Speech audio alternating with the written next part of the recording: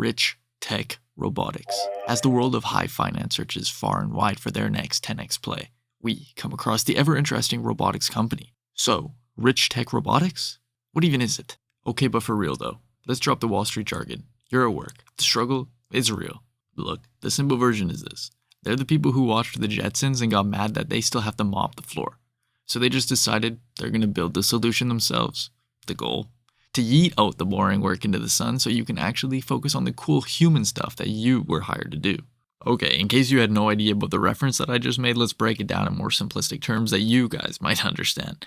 So imagine this. You're the barista and the iced coffee orders are about longer than the 5-minute ad that you watched before this video. Your task is so boring and your brain is literally buffering. Now imagine you had a work bestie, and I'm not talking about some Brenda from accounting who always calls in sick on the early shift. I'm talking about a ride or die, never complains, never needs a sick day type of bestie. The kind that sees a mountain of dirty dishes and says, I bet. This is the type of coworker who sees a spill on the floor and doesn't hesitate to go grab the mop. Spoiler alert, they exist. It's called Richtech Robotics and it's literally what they do. They build robots to make everyday life easier. Let's get tactical. For our first piece of due diligence, let's look at the restaurant industry. High turnover, thin margins, overall it's a grind. You're bleeding money on the hiring and the training. So what's the play? This is Adam. He's not here to replace your star server, he's your force multiplier. He handles repetitive, high-mileage food runs. This lets your human staff do what they're best at, upselling those desserts, managing special requests, and creating a vibe that gets the 5-star review. He's not a cost, he's a customer satisfaction and revenue protection asset. I can see the notes from the analyst now.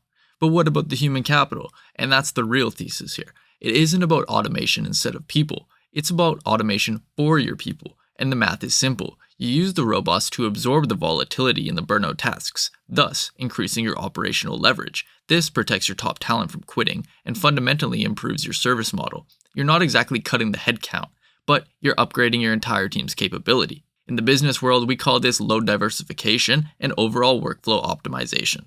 So, where does this lead us? The future of work isn't about humans versus the machines.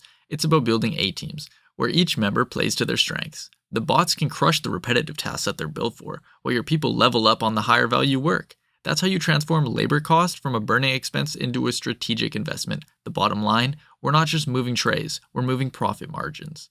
So, let's go ahead and recap everything we just covered in the past 3 minutes. So how does Richtech actually operate? Think of it like a car dealership, and more so, the ultimate software subscription for your space. The robotics-as-a-service model means a simple monthly fee gets you the bot, all its brains and updates, and a dedicated support team to stand by. It's an operational expense that can save you capital and a headache. The bottom line is this. Richtech is trying to build a future where work sucks less, where robots handle the boring tasks and people get to do the fun, entertaining tasks.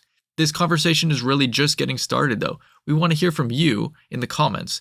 What is one job that you'd love to have automated by robots? This video got you thinking about the future. Do us a solid and hit that subscribe button. It helps the channel grow and tells us that you want more content like this.